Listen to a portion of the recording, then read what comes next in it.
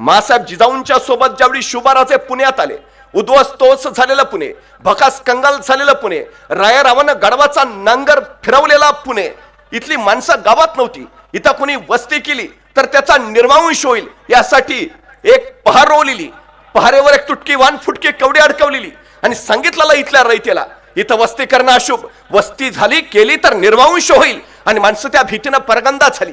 सह्याद्रीच्या निबिड दऱ्याखोऱ्यात किर्र कडे कपाऱ्यात जो मुठीत घेऊन कशी बशी जगायला लागली, जगण्यासाठी मरायचं आणि मरण्यासाठी जगायचं एवढाच त्यांच्या आयुष्याचा अट्टास झाला.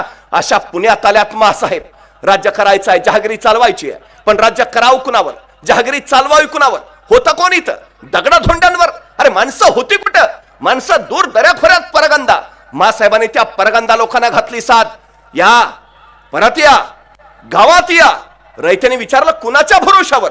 आणि कडाडल्या जिजाऊ तुमच्या शिवबाराजांच्या भरोशावर. या राजे समर्थ आहेत. आणि बघता बघता रयत परतू लागली, घरं गजवाजू लागली, गावं कुजबुजू लागली. पण रयते पुढे पुन्हा एकदा प्रश्न पडला. गावात तर आलो, घरात तर आलो, पण खावं काय, प्यावं काय, शेती करावी तर पेरावं काय, काय आहे आपल्याकडं? आणि त्यावेळी महाराष्ट्रातली पहिली सहकारी संस्था उभा राहिली. या सहकारी संस्थेचं नाव होतं स्वराज्य आणि या संस्थेच्या संस्थापिका होत्या मासाहेब जिजाऊ.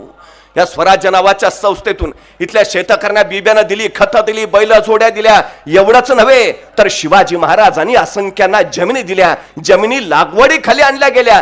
एवढंच नव्हे, शिवाजी महाराजांच्या काळात महाराष्ट्रातल्या जमिनींची 3 वेळा मोजणी झाली. 5 हात लांब 5 तसू 14 मुठींची लांब काठी या परिमाणाच्या आधारावर महाराजांनी महाराष्ट्रातल्या जमिनींची 3 वेळा मोजणी केली. आता आमच्या नावावर जे सातबारे दिसत आहेत त्या सातबाऱ्यांचा उद्गाता राजा शिवछत्रपती शिवाजी महाराज नसते, तुमच्या माझ्या नावावर सातबारे सुद्धा दिसले नसते.